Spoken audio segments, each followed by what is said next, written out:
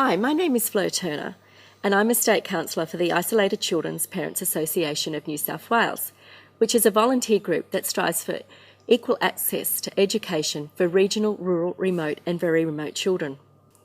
For the landline, the majority of our members use the ageing digital radio concentrator system, R-Radio, which you can see behind me, the NextG wireless link or satellite phone.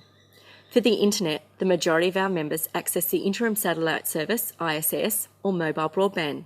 For our ICPA New South Wales members in the Louth area, they are experiencing considerable problems with the reliability of their landline service, which is currently being delivered by the NextG wireless link.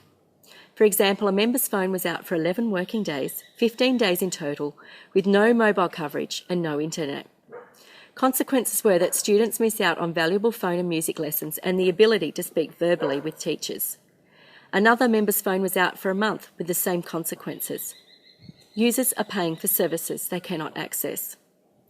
The pricing structures and download limits on NextG broadband and the interim satellite service are viewed by ICPA New South Wales as restrictive.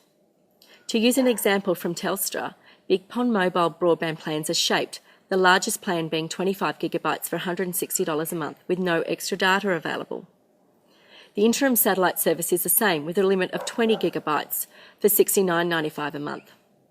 Members have reported that once they have used their data, the internet service is slowed to old dial-up speeds and is not usable as it is then shaped for the rest of the month. These plans are certainly not metro comparable in price or download limits. Children who study via distance education and rural schools using a satellite service are impacted during the day, facing slow internet speeds and dropouts interrupting their online lessons, and also after school hours when trying to complete homework and research on the home ISS. They are unable at times to access all requirements such as mathematics or reading eggs due to expensive, restrictive low data plans, as data limits are being reached halfway through the month. Boarding school students and university students face the same hurdles when they come home to the expensive, restrictive low data plans and slow speeds, often making it difficult to complete assignments during the holidays. Some members drive to the nearest town and library to access the internet. ICPA New South Wales agrees with the solution put forward by the federal government to have dedicated ports for education on the long-term satellite service. That is, one satellite broadband service provision for personal use and a second service for education, so the education service would not impact the download quota of the home broadband service, as well as a program establishing more mobile towers where satellite beams get too congested.